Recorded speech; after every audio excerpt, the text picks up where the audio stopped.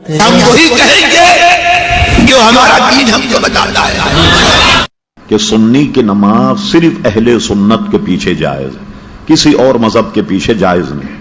اور یہ جو سعودی دور ہے، اس سے پہلے جب ترکیوں کا دور تھا تو ترکیوں نے تو اتنا اہتمام کیا تھا کہ خانہ کعبے میں چاروں طرف 4 مصلے بچھا دیے تھے، حنبلی، حنفی، مالکی، شافعی۔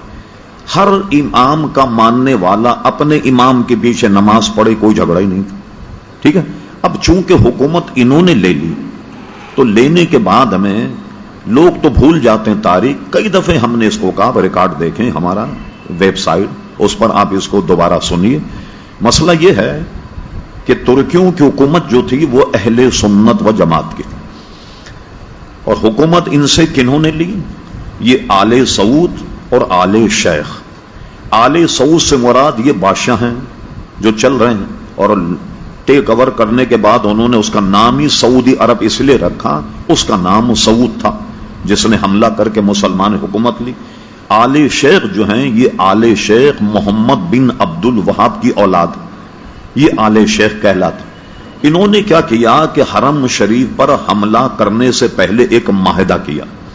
معاہدہ یہ ہوا کہ ہم مل کر کے کعبے پر اور مدینہ شریف پر حملہ کریں، جب ہماری حکومت بن جائے تو یہ ہمارا معاہدہ ہے کہ آل سعود تو ان کے ہاتھ بادشاہت ہوگی، حاکم یہ ہوں گے، اور آل شیخ جو ہیں ساری مذہبی معاملات کو یہ ڈیل کریں گے، ان کی قضات ہوگی، ان کے قاضی ہوں گے، امام ان کے ہوں گے، مدرسے ان کے ہوں گے، محدث ان کے ہوں گے، مفتی ان کے ہوں گے۔ یہ دونوں میں یہ معاہدہ ہوا، اور اس معاہدہ ہونے کے بعد انہوں نے مدینہ منورہ پر چڑھائی کی، مکہ مکرمہ پر چڑھائی کی۔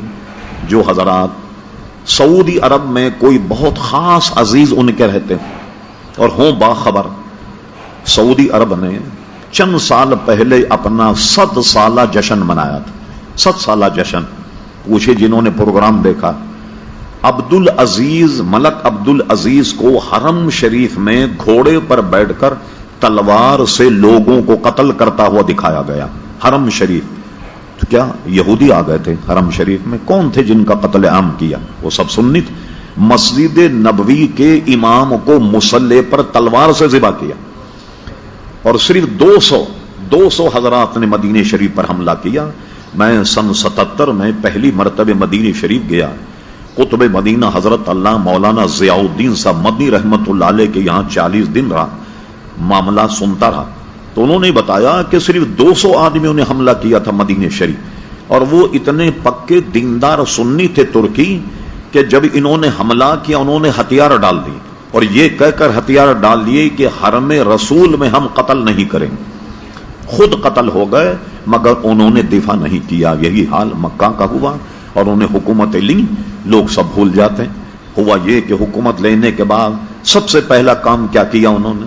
یہ بات ہے 1925 کے بعد کی 29 تک اور 30 تک ان کا آپریشن مکمل ہوا۔ جنت البقیع پر بلڈوزر چلائے، گیتی اور پھاوڑے سے جنت البقیع کے شاندار مزارات اکھیڑ کر پھینکا، اہل بیت کے مزارات اکھیڑ کر پھینکے۔ سب سے شاندار مزار جنت البقیع میں حضرت عثمان غنی رضی اللہ عنہ کا تھا، اس کے اینٹ پتھر الگ کر کے اس کو زمین بوس کیا۔ پھر اس کے بعد جناب انہوں نے جنت مالا کا قبرستان جو ہے اس کو زمین بوس کیا۔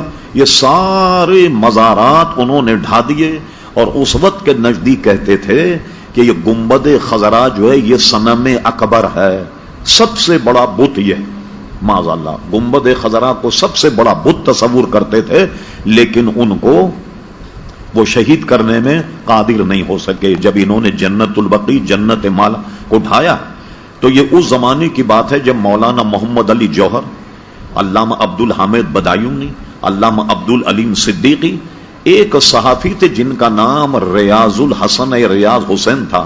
آج سے کوئی 30 سال پہلے اخبار جنگ میں ان کا انٹرویو چھپا تھا۔ یہ وہ وقت میں شامل تھے جو ہندوستان سے سعودی عرب میں احتجاج کرنے کے لیے آئے کہ بھئی ہندوستان کے مسلمان وغیر منقسم ہندوستان تھا جیسے پاکستان میں ہندوستان، انہوں نے احتجاج کیا، اور احتجاج کرنے کے بعد ان سے سعودی حکومت نے وعدہ کیا کہ ہم یہ دوبارہ بنائیں گے۔ یہ جو آپ ان بزرگوں کے مزار پر کچھ پتھر رکھے ہوئے دیکھتے ہیں کہ جس سے یہ پتہ لگ جائے کہ یہ حضرت فاطمہ کا مزار ہے، یہ حضرت امام حسن کا ہے، یہ اسی وقت کی برکت کہ یہ پتھر لگا کر انہوں نے ایک طرح سے نشاندہی کر دی کہ یہ ان کے مزارات ہیں، لیکن اس کے بنانے کا وعدہ انہوں نے پورا نہیں کیا۔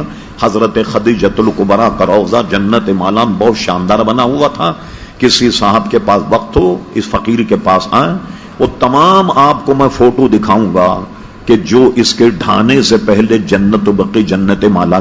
اب بتائیے ایسے حضرات جنہوں نے ہزاروں مسلمانوں کو تحقیق کیا، کعبے پر قبضہ کیا، مدینہ شریف پر قبضہ کیا، اب ہم لوگ کہتے ہیں سب بھول گئے، آپ ان کے پیچھے نماز کیوں نہیں پڑھتے؟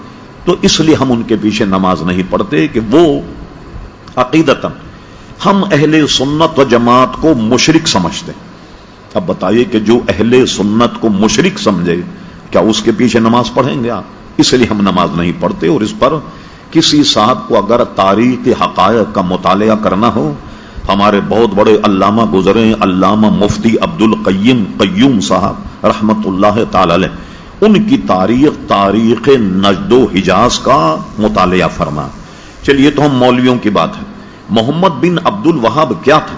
آپ انٹرنیٹ پر سرچ کریں آپ، ہم فرے کے اعترافات۔ یہ ہم فرے کون تھا؟ 7 جاسوس جنہوں نے سلطنت عثمانیہ کو توڑا، 7 جاسوس، 6 مرد تھے، 1 خاتون تھی۔ تو انہوں نے استنبول میں جا کر کیسا تفرقہ ڈالا، یہ جو بتا رہا ہوں میں آپ کو، ہم فرے، اس نے استنبول میں ایک شیخ کے پاس بیٹھ کر درس نظامی پڑھا، عربی زبان پڑھی اور جاسوسی کی، اور کہتا تھا کہ کبھی بھی کسی کو مجھ پہ شک ہو جاتا کہ جاسوسی کا، میں فوراً عربی بولنا شروع کر دیتا۔ اس نے تو بالکل ننگا کر کے رکھ دیا محمد عبد الوہاب۔ یہ تو ایک غیر مسلم کتاب ہم فرے کے اعترافات کے نام سے، وہ عربی میں بھی چھپی ہے کوئز سے، اور کیا کہتے ہیں لندن وغیرہ سے بھی وہ چھپی، جی لندن کے تو جاسوس ہی تھے۔ یہاں اگر آپ جائیں برٹش ایمبیسی، آپ کو یہاں انگریزی میں کتاب مل جائے